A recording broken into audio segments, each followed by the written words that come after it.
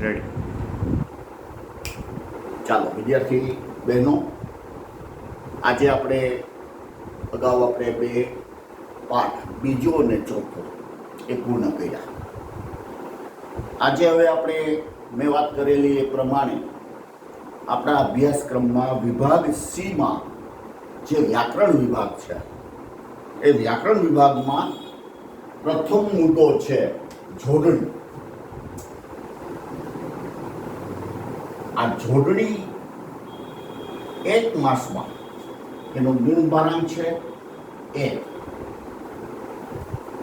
એક માસમાં આપણે એમના નિયમો અને સામાન્ય ઉદાહરણ શીખવાના છીએ. એક સ્પષ્ટીકરણ કરી દઉં તમામ બહેનો માટે. તમામ એટલે 10 અ બ ક ડ નહીં, બધા જ બહેનો બરાબર સાંભળો અને આ સૂચનાનો અમલ કરજો. વ્યાકરણ વિભાગ અને લેખન વિભાગ માટે અલગથી આપણે ચોપડો બનાવશું 200 પેજનું. પ્રમાણમાં સારો એવો શક્ય હોય તો પૂઠું ચડાવી દેવાનું કવર. બરાબર સરસ મજાનું નામ ધોરણ બધું લખી લેજો. એમાં આપણે અનુક્રમણિકા બનાવતા નથી, પણ પ્રથમ વિભાગ છે શરૂઆત ચોપડા, ત્યાં આપણે વ્યાકરણની શરૂઆત કરશું એકાદું પેજ છોડી. એટલે બધા જ બહેનો અત્યારે સામે હાજર હોય એ બધા જ બહેનો શક્ય હોય તો ત્યારે અલગથી નોટમાં લખે. રફ નોટ જેવું હોય તો અત્યારે રફ નોટમાં લખજો, બહુ ઝાઝુ નહીં આવે, થોડુંક જ જશે લખવાનું. પણ પછીથી એ તમારે નક્કી કરેલ ગુજરાતી વ્યાકરણ લેખનના ચોપડામાં લખી લેવાનું છે. એટલે બધા જ બહેનો આ બરાબર આ વાતને અનુસરે. ગુજરાતી પાઠ્યપુસ્તક સાથે હોય તો ભલે બાજુમાં રહે, પણ આજનો લેક્ચર અને હવે પછીનો પણ એકાદો લેક્ચર કે 2 લેક્ચર એ આપણે વ્યાકરણના લેવાના છીએ. એટલે હવે પછી આપણા જે લેક્ચર હશે એ અલગથી નોટમાં જ લખવાના છે એમ માની અને તૈયારી સાથે બેસું, જેથી ટાઈમે મુશ્કેલી ઊભી ન થાય. ફરીથી સમજી લ્યો, તમામ ધોરણ 10ના અ બ ક ડ ને ઈ બધા જ વર્ગના બહેનો માટે એક સરખી જ સૂચના છે. બધા જ બહેનોને એક સરખું જ અહીંથી મારા દ્વારા અને સમયાંતરે તમને બેન શ્રી કંચનબેન પણ એમના વિડીયો લેક્ચર મૂક્યા છે, એ પણ અહીંથી તમારી સમક્ષ આવશે. બધું જ ક્રમમાં ચાલશે. અગાઉથી તમને બધી સૂચનાઓ પણ આપી દઈશું. અને સાથે એ વાત સમજી લ્યો કે કોઈ પણ પ્રશ્ન કે મુશ્કેલી આવે એ ક્યારે આવે બહેનો, કે જો તમે એનો અભ્યાસ કરો તો, એને વાંચો તો. તમે વાંચો તો તમને એનો એકાદો શબ્દ એવો હોય કે એનો પર્યાય કે વિરોધી શબ્દ ન ચડે, રૂઢિપ્રયોગ ન ચડે. પણ વાંચો જ નહીં તો તમને ખ્યાલ આવશે જ નહીં. માટે જે કંઈ ચાલતું જાય એ સમયાંતરે ભલે અડધો કલાકનો સમય મળે કે પોણી કલાકનો સમય મળે, એમાં એનો અભ્યાસ એકવાર તમારે કરી લેવો જોઈએ. પછી ગુજરાતી હોય, અંગ્રેજી હોય, ગણિત હોય કે વિજ્ઞાન હોય, પણ આ રીતે તમે સાથે ચાલશો તો જ્યારે આપણે સામા રૂબરૂ મળીશું, શાળાઓ ખુલશે, ત્યારે તમને ઓછી મુશ્કેલીઓ પડશે. તૈયારી થોડીક કરીને આવ્યા હશો, વાંચીને આવ્યા હશો, બરાબર સમજ્યા હશો અભ્યાસક્રમ શું છે, માળખું શું છે, તો એને તમે બરાબર અનુસરી શકશો અને તમને અઘરું બિલકુલ લાગશે જ નહીં, એની હું તમને ખાતરી આપું છું. તો ફરીથી આજથી આપણે વિભાગ સીના આ પ્રથમ મુદ્દો કે જે જોડણી સ્વરૂપે છે, એ જોડણીના નિયમો અને ઉદાહરણો આપણે જોવા જઈ રહ્યા છીએ.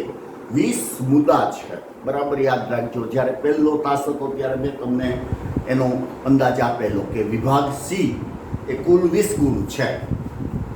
20 ગુણમાંથી 18 ગુણ 18 મુદ્દા પૂછે છે અને અભ્યાસક્રમમાં 20 મુદ્દા છે કુલ, નાના મોટા.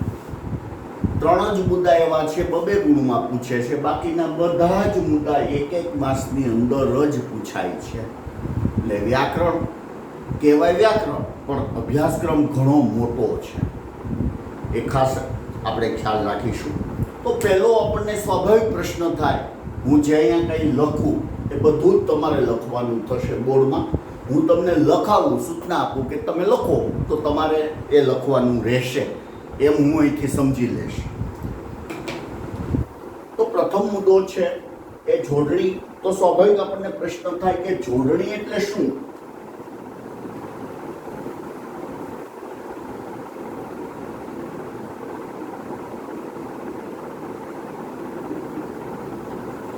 તો આપણે સામાન્ય એટલું સમજતા હોય કે જોડણી એટલે રસવાઈ, દીર્ઘાય, આમ તેમ. એમ નહીં, ગમે તે શબ્દને દીર્ઘાય કે ગમે તે શબ્દ રસવાઈ ન લખીએ. દાખલા તરીકે આપણે ગુજરાતી લખવું હોય, બરાબર, તો સ્વાભાવિક છે આપણે આમ જ લખીએ છીએ.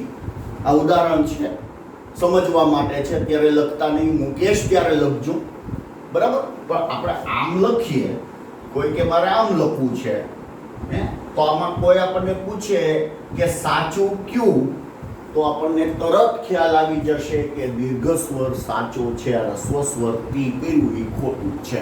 તો આ જોડણી કહેવાય.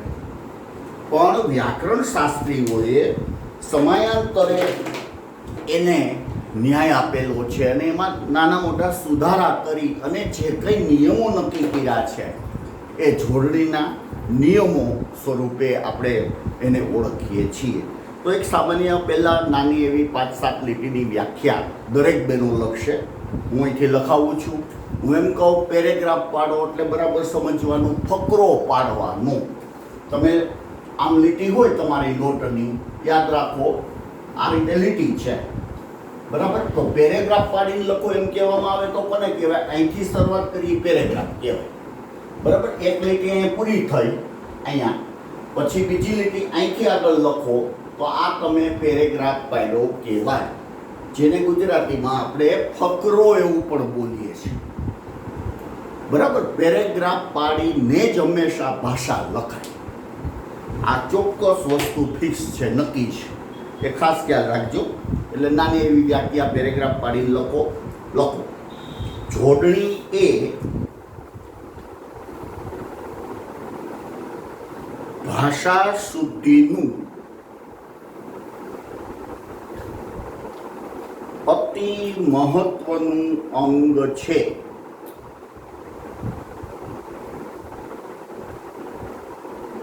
અતિ મહત્વનું અંગ છે. પૂર્ણ વિરામ. જો આ બધું સાથે હું તમને કહેતો જઈશ. દાખલા તરીકે એમ લખાયું કે જોડણી એ ભાષા શુદ્ધિનું અતિ મહત્વનું અંગ છે. પૂર્ણ વિરામ એટલે આ પૂર્ણ વિરામ જોઈ લો, બરાબર. દિશાની પૂર્ણ વિરામની અહીંયા પણ અલગથી કરું છું. આ પૂર્ણ વિરામ છે, અલ્પ વિરામ છે, ઉદ્ગાર ચિહ્ન છે, આ પ્રશ્નાર્થ ચિહ્ન છે. આ ભાષામાં અગત્યની વસ્તુ છે. ફરીથી સમજી લો. પૂર્ણ વિરામ, અલ્પ વિરામ, વાક્યને હજી આગળ ચલાવવું હોય અને વચ્ચે આપણે અલ્પ વિરામ એટલે થોડીક વાર રાહ જોઈ. અલ્પ એટલે ઓછું, બરાબર. એને અલ્પ વિરામ કહેવાય. કોઈ ઘટના કે પ્રસંગ આશ્ચર્યચકિત હોય અને આપણને આશ્ચર્ય પ્રેરે તો આવી નિશાની થાય. અને પ્રશ્ન સ્વરૂપે પૂછીએ ત્યારે આપણે પ્રશ્નાર્થ વાક્ય એ આવું બતાવી શકીએ છીએ. આ ભાષા શુદ્ધિ માટે ભાષામાં ગુજરાતીમાં અગત્યના નિયમો છે. આગળ લખીએ. જોડણી એટલે લેખન પદ્ધતિ,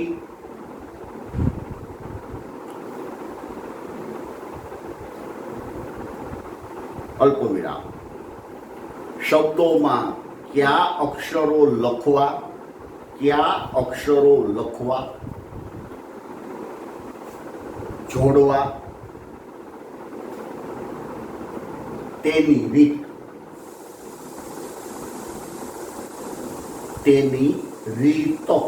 પૂર્ણ વિરામ. આગળ જોડણીના કેટલાક નિયમો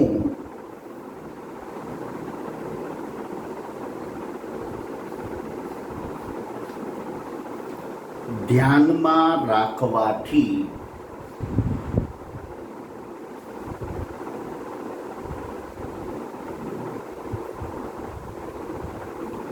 સામાન્ય ભૂલોને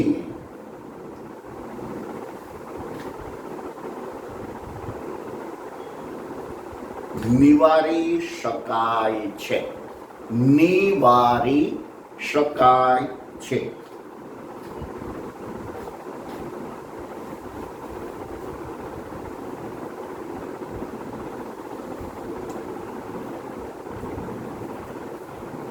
પૂર્ણ વિરામ. આગળ જેમ બોલીએ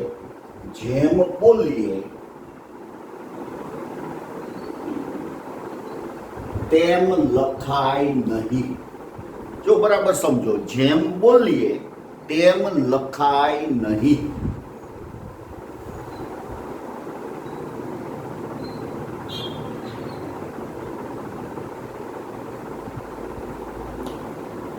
પૂર્ણ વિરામ. આગળ કોઈ પણ પ્રજામાં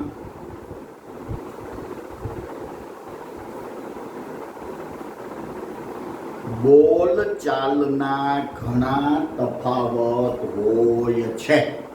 બોલચાલના ઘણા તફાવત હોય છે.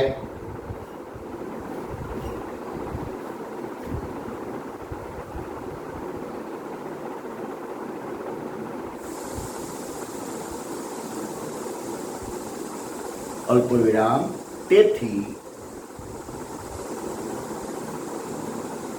શિષ્ટ વ્યવહાર, મીંડાવાળો શ આવે, શિષ્ટ વ્યવહાર માટે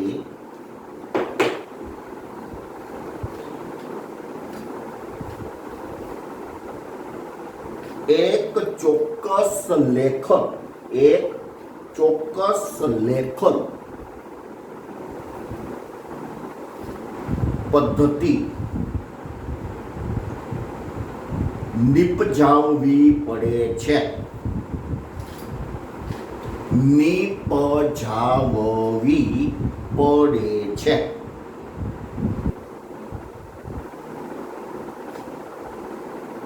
તેથી લેખનમાં જોડણીનું મહત્વ છે. જોડણીનું મહત્વ છે.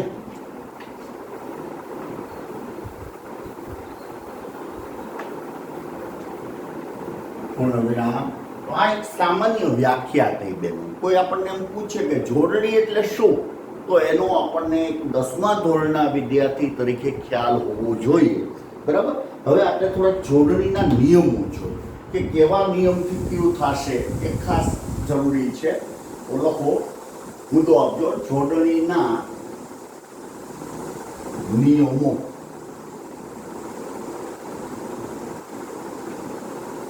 નીચે અંડરલાઈન કરાય, મોટા અક્ષરે લખાય, એટલે આપણને ખ્યાલ આવે કે અહીંથી એક અલગ મુદ્દો પડે છે. હંમેશા બે મુદ્દો પડતો હોય, પ્રશ્ન ચેન્જ થતો હોય, પેરેગ્રાફ પડતો ત્યારે એકાદ લીટી છોડીને લખાય, જેથી આપણી ભાષા છે એ સરસ અને સારી લાગશે. એમાં પણ કોઈ શંકાને સ્થાન નથી. હવે અહીંયા હું જે રીતે બોર્ડમાં લખું એ રીતે જ તમે ક્રમ આપીને લખજો. એક કરીને લખો. શબ્દના છેડે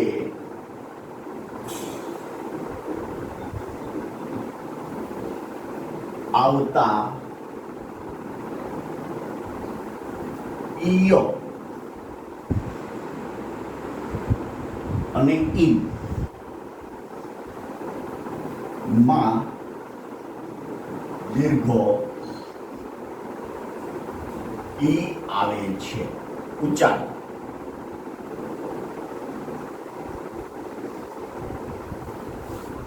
દાખલા તરીકે, બરાબર. તો અહીંયા આપણે જોઈ શકીએ તો આત્મીય, બરાબર, આત્મીય માનવીય, માનવીય, ભારતીય.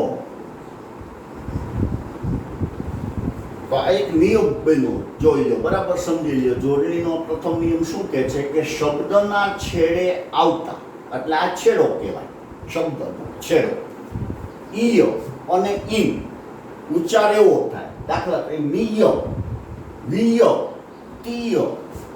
તો આમાં ઈય આવ્યું, ઈય. આમાં કયો પ્રત્યય છે? આ પ્રત્યય કામ કરે છે, ઈય.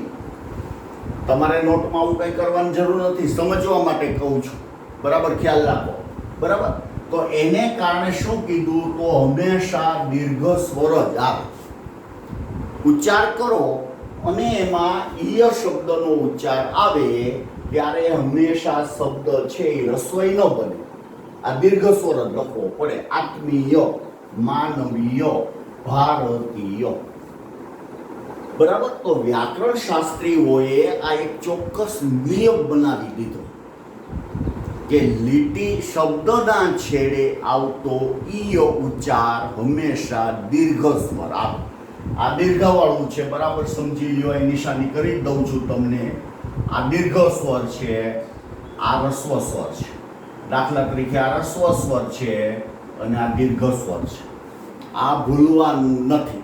આમ આ રીતનો નિશાની સાતડા ટાઈપનું એ રસ્વાવાળું કહેવાય અને આ દીર્ઘવાળું છે, બરાબર? આ દીર્ઘ સ્વર છે. જો અહીંયા ટી, અહીંયા વી અને અહીંયા મી, બરાબર? તો આ પ્રથમ નિયમ બન્યો કહેવાય.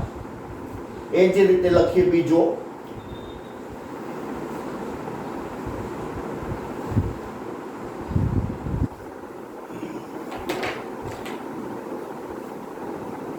ઈકા પ્રત્યયમાં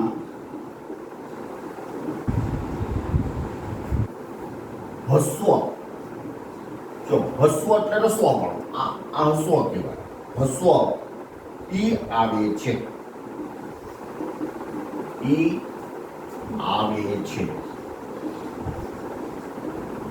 દાખલા તરીકે ઉદાહરણ લખીએ અને સાથે જ લખવાની નીચેની લીટીમાં આ રીતે ટપ્પા કરી દેવાય એટલે આપણને ખ્યાલ આવે.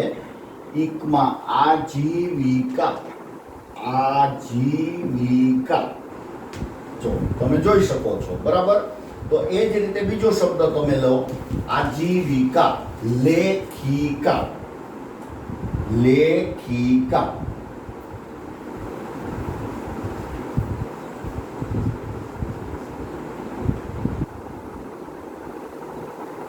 આજીવિકા, લેખિકા.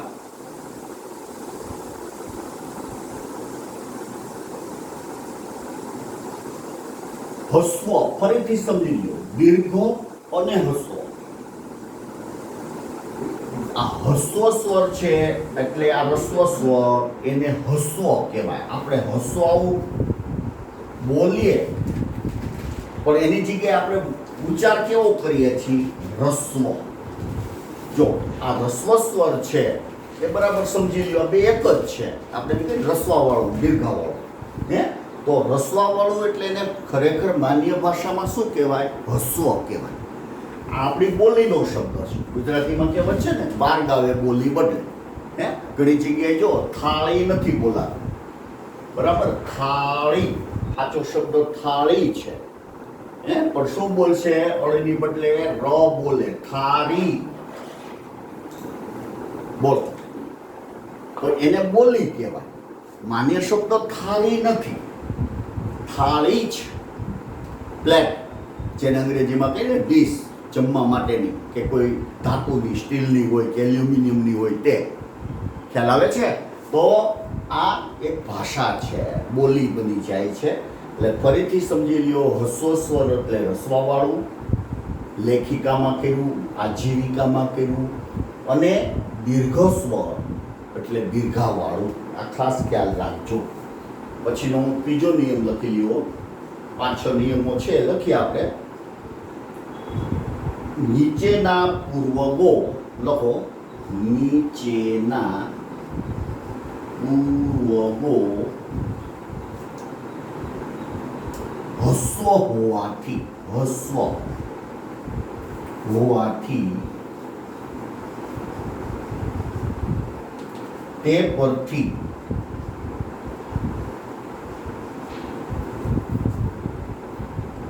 બનતા શબ્દોમાં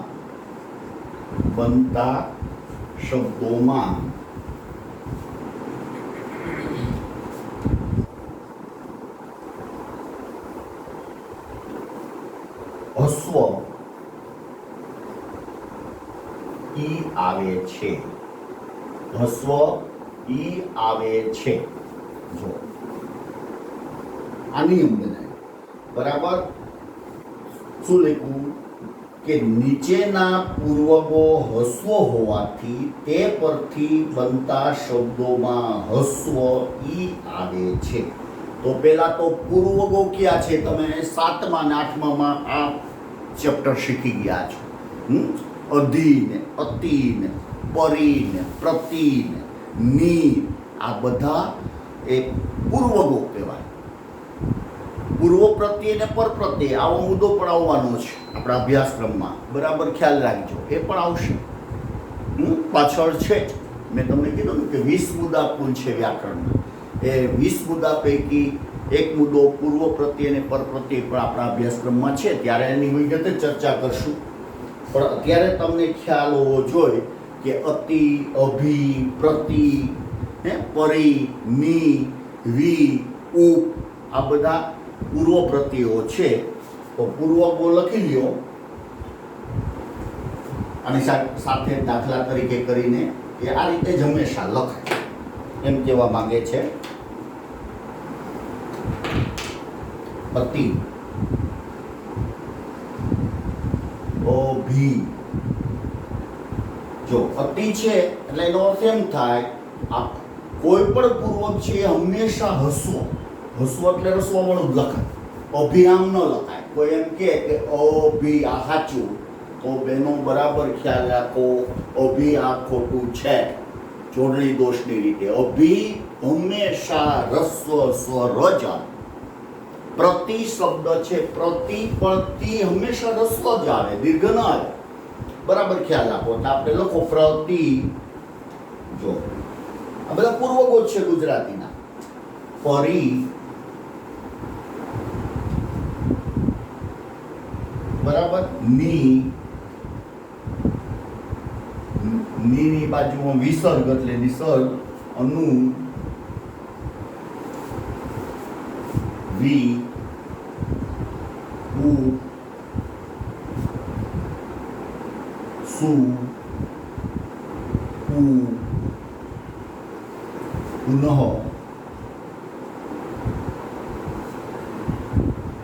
અને બહિર.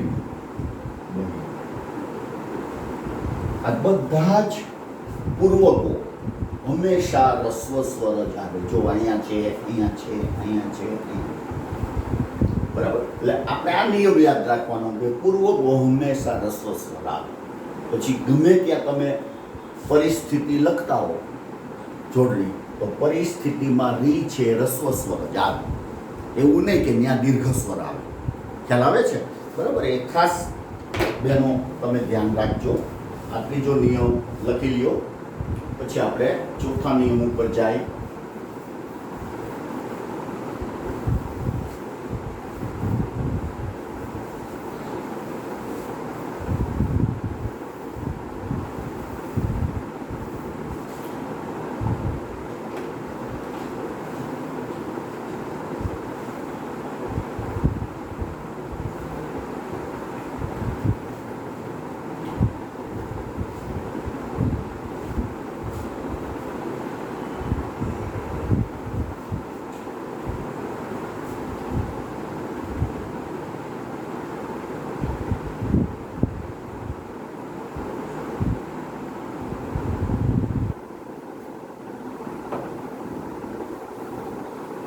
ચાલો લખાઈ ગયું. ચોથો નિયમ લખો. એકાક્ષરી. એકાક્ષરી. જો એકાક્ષરી એટલે એક જ શબ્દ. બરાબર. દાખલા તરીકે સ્ત્રી, સ્ત્રી આ બધા એકાક્ષરી શબ્દ કહેવાય. બરાબર. ઉ, ફી, જી આ બધા જ શબ્દો એકાક્ષરી જ્યાં શબ્દ આવે ને હંમેશા દીર્ઘ આવે. સ્ત્રી આમ લખાય, લખ્યો આમ સ્ત્રી લખ્યા, આ દેખાય કે નહીં તમને કે આ તો ખોટું છે, આમ સ્ત્રી લખાય ના, તો કે લખાય કેમ? તો સ્ત્રી સાચું આ છે, આ ખોટું છે. જોઈ લો, તમને સ્પષ્ટ મેં લખી દીધું કે એકાક્ષરી શબ્દો હંમેશા દીર્ઘ જ આવે એવું કહેવા માંગે છે. નિયમ ચોથો, એટલે લખો એકાક્ષરી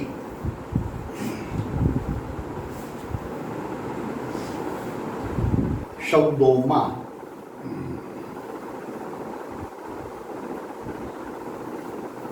દીર્ઘ ઈ અને ઉ. જો આ બે શબ્દો ઈ આખો છે ને, આ અને આવું આખો, આ બે દીર્ઘ સ્વર બની ગયા. આ બે ને ટૂંકાઈ કરી શકો એટલે રસ્વ થાય. દાખલા તરીકે આમ લખો એટલે રસ્વ, આમ લખો એટલે રસ્વ. આ ઉ છે અને આને ઉ કહેવાય. આ ઈ છે આને ઈ કહેવાય. આ દીર્ઘ સ્વર બની જાય છે. તો કે છે કે એકાક્ષરી શબ્દોમાં દીર્ઘ ઈ અને ઉ આવે છે.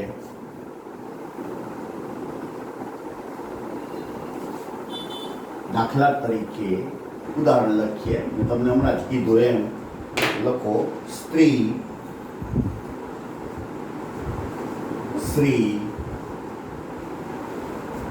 ફી, જી, પી અને લુ. બધા જ શબ્દો હંમેશા દીર્ઘ જ છે. જોઈ લો, સ્ત્રીમાં દીર્ઘ થઈ. સ્ત્રી આમ ન લખાય, આમ કોઈ કે આમ લખો સ્ત્રી, તો આ ખોટું છે. સ્ત્રી આમ જ લખાય. શ્રી ગણેશાય, શ્રી સવા, તો હંમેશા સ્ત્રી આ રીતે આવે દીર્ઘ સ્વર. એટલે એને ચોક્કસ આપણે નિયમ બનાવી દીધેલો છે. પાંચમો નિયમ લખી લઈ. શબ્દના છેડે આવતા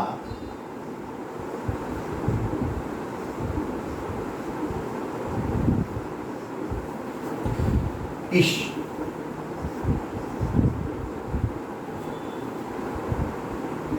ઇન્દ્ર માં દીર્ઘ ઈ આવે છે. દાખલા તરીકે શબ્દના છેડે આવતા ઈશ અને ઇન્દ્ર, તો જગદીશ, રવિન્દ્ર, રજનીશ, યોગીન્દ્ર, હરીન્દ્ર, ગિરીશ, આ બધા શબ્દોમાં હંમેશા કયો આવશે શબ્દ? તો કે દીર્ઘ સ્વર જ આવે. એ સાચું થાય. દાખલા તરીકે જગદીશ, તો ઈશામાં શબ્દ આવ્યો. ગિરીશ, રજનીશ, યોગીન્દ્ર, રવિન્દ્ર,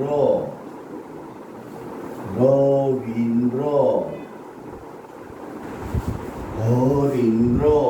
જો બધામાં દીર્ઘ સ્વર જ આવે. એમ કહેવા માંગે છે કે શબ્દના છેડે, એટલે આ શબ્દ છે એનો છેડાનો શબ્દ, એમાં ઉચ્ચાર ઈશ અથવા ઇન્દ્ર આવતો હોય તો એ દીર્ઘ સ્વર બને. જગદીશ, ગિરીશ, રજનીશ, યોગીન્દ્ર, રવિન્દ્ર, બરાબર, હરીન્દ્ર. એટલે આ એક ચોક્કસ નિયમ બની ગયેલો કહેવાય. પાંચમો. ત્યાર પછી છઠ્ઠો નિયમ છે વતી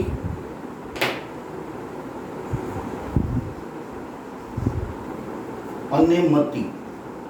અને મતી, વતી અને મતી આ ઉચ્ચાર આવતો હોય વાળીના અર્થમાં. વાળીના અર્થમાં હોય ત્યાં, હોય ત્યાં દીર્ઘો ઈ આવે છે. ઉપલા નિયમ જેવું છે, દીર્ઘો ઈ આવે છે. દાખલા તરીકે ભગવતી,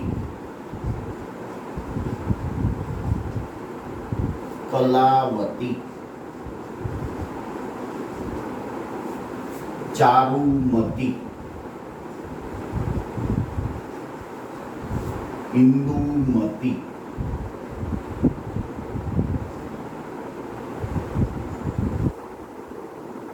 અને શ્રીમતી.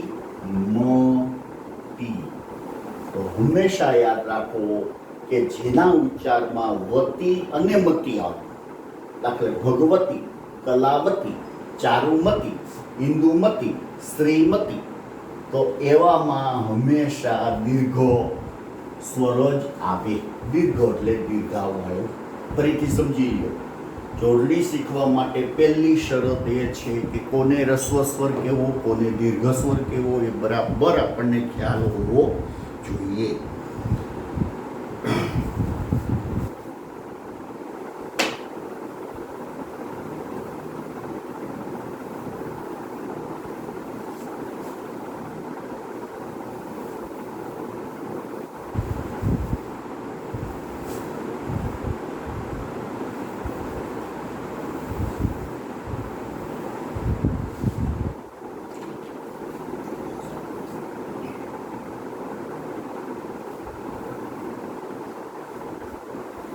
સાતમો નિયમ લખીએ.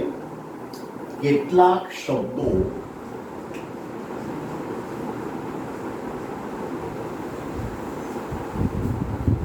બોલતા ભાર આવે, ભાર આવે, ત્યાં દીર્ઘ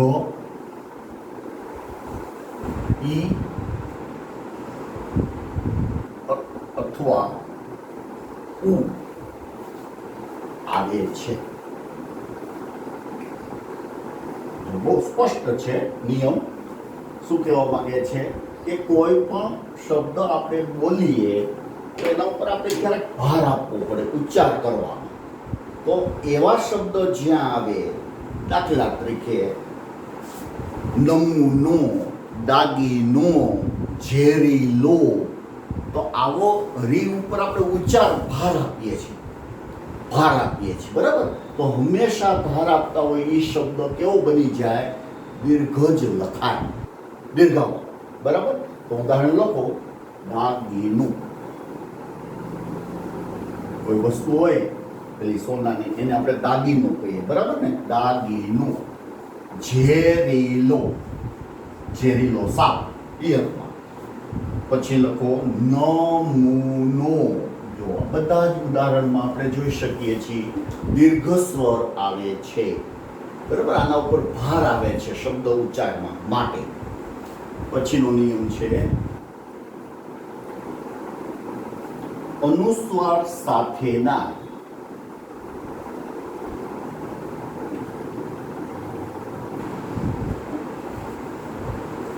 એકાક્ષરમાં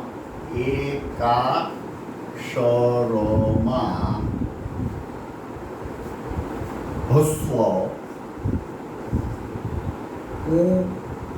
જો અહીંયા ડોવું થઈ ગયો, યાદ રાખો, અહીંયા ખોવું છે. હસ્વ ઉ આવે છે.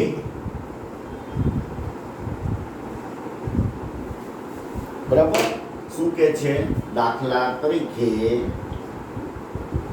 અનુસ્વાર વાળા. ગુજરાતી ભાષામાં એવા ઘણા અનુસ્વાર, અનુસ્વાર એટલે માથે મીંડું, બરાબર. વ્યાકરણની ભાષામાં, સાહિત્યની ભાષામાં આપણે એમ કહીએ માથે મીંડું કરો, પણ એને ખરેખર શું કહેવાય, અનુસ્વાર કર્યો કહેવાય. માં લખવું હોય, હું લખવું હોય તો એના ઉપર હંમેશા અનુસ્વાર આવે, બરાબર. તો અહીંયા એ જ ઉદાહરણ છે. લખો દાખલા તરીકે હું, તો એ હંમેશા રસ્વ આવે. આ હું શબ્દ આમ ન લખાય, આ ખોટું. જો અહીંયા સાચું, આ ખોટું. એટલે કે હસ્વ સ્વર જ આવે. હસ્વ એટલે રસ્વ વાળું, યાદ રાખો. હસ્વ એટલે રસ્વ વાળું, દીર્ઘ એટલે દીર્ઘા વાળું. આ ભૂલવાનું નથી આપણે. બરાબર. હું એ જ રીતે બીજો શબ્દ છે શું અને તું. તો હંમેશા આ અનુસ્વાર વાળો શબ્દ હોય, જે શબ્દો ઉપર ભાર આપવામાં આવે, એકાક્ષરી. યાદ રાખજો, પાછો એકલો શબ્દ હોય. ત્રણ ચાર હોય ત્યાં નથી વાત નિયમ પ્રમાણે. એકાક્ષર એટલે એક શબ્દ, એ હંમેશા રસ્વ સ્વર આવે છે. એ આપણે અહીંયા જોઈ શકીએ છીએ.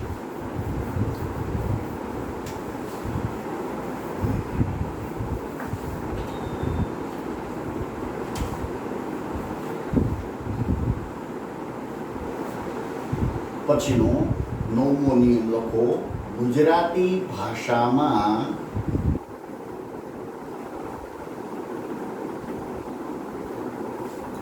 સાતમી વિભક્તિ નો પ્રત્યય માં છે. વિભક્તિઓ આપણે આવશે ભણવામાં. તેના અનુસ્વાર તેમાં અનુસ્વાર લખવો જ જોઈએ.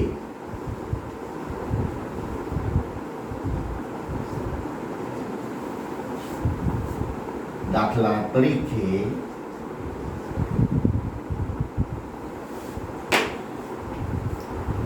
ઘરમાં, દાખલા તરીકે ઘરમાં, દુકાનમાં,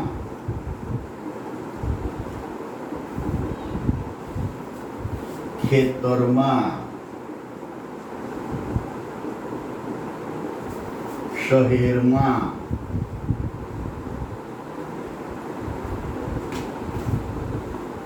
જો દરેક ઉદાહરણમાં જ્યાં સાતમી વિભક્તિ લાગે, આ વિભક્તિનો પ્રત્યય છે, આપણે બધી જ વિભક્તિ આવવાની છે. તત્પુરુષ સમાસ ત્રીજો ઉદાહરણ લેશું ને, ત્રીજો પ્રકાર વ્યાકરણનું પેટાનો નિયમ, એમાં આપણે ચોક્કસ જોઈશું. ત્યારે બધી જ વિભક્તિ 8 વિભક્તિ, બરાબર, આમ 7 અને છેલ્લી વિભક્તિ આપણે લઈ લઈએ એટલે 8 વિભક્તિનો પ્રત્યયો, એના નિયમો અને ઉદાહરણ એ આપણે જોવાના જ છીએ સમાસ વખતે. પણ અત્યારે આ નિયમ પૂરતો અહીંયા ધ્યાન રાખીએ કે સાતમી વિભક્તિનો પ્રત્યય જે શબ્દમાં લાગે એને હંમેશા માથે અનુસ્વાર મૂકવો પડે. એટલું યાદ આપણે રાખવાનું થાય છે. બરાબર. હવે છેલ્લો નિયમ લખી લઈએ.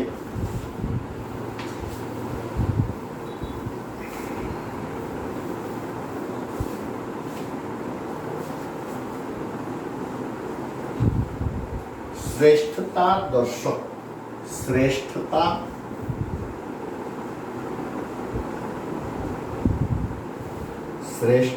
દર્શક પ્રત્યયમાં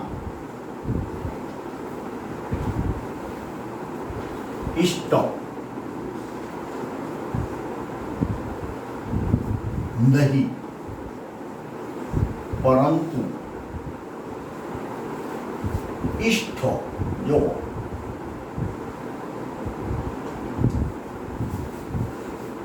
આવે છે. આ તો અપભ્રંશ થઈને બનેલો શબ્દ છે, યાદ રાખજો તમે. ઇષ્ટ લખાય એટલે કહેવા માંગે છે દાખલા તરીકે કનિષ્ઠ, વરિષ્ઠ, વશિષ્ઠ,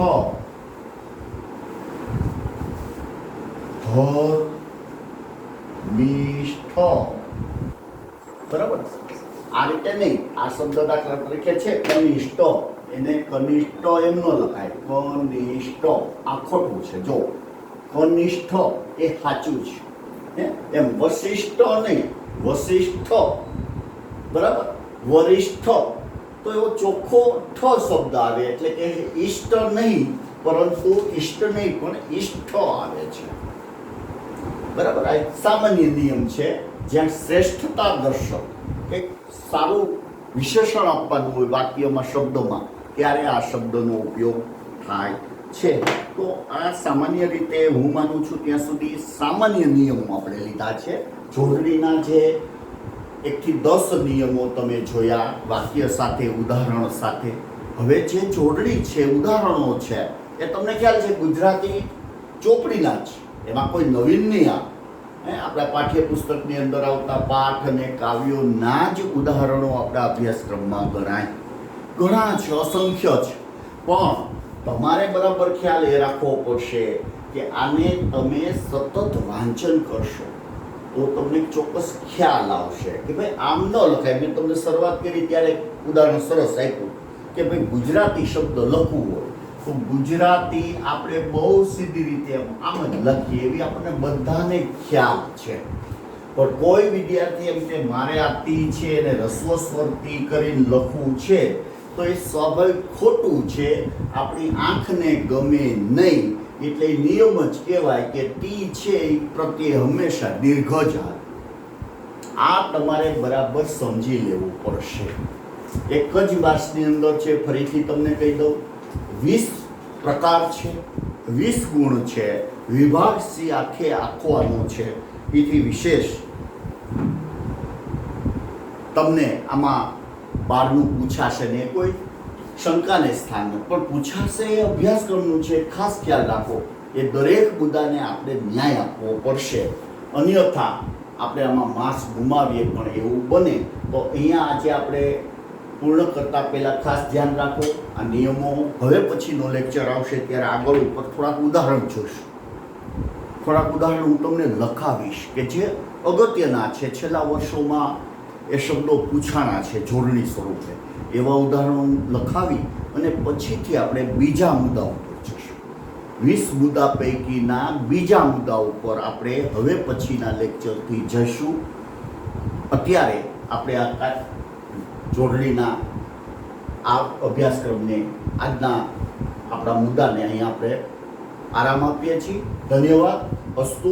ફરીથી મળશું ત્યારે યાદ રાખો નોટ્સ અને પેન સાથે રાખીને જ બેસવાનું છે. જ્યાં સુધી હું બીજી સૂચના ન આપું ત્યાં સુધી. બરાબર? દરેક બહેનો, તમામ બહેનો અ બ ક ડ નહીં, ફરીથી પાછી આ વાત દોહરાવું છું જેથી એક જ સરખું બધા જ બહેનોને લાભ મળી રહે એવો અમારો ઉમદા પ્રયાસ છે. ધન્યવાદ. અસ્તુ.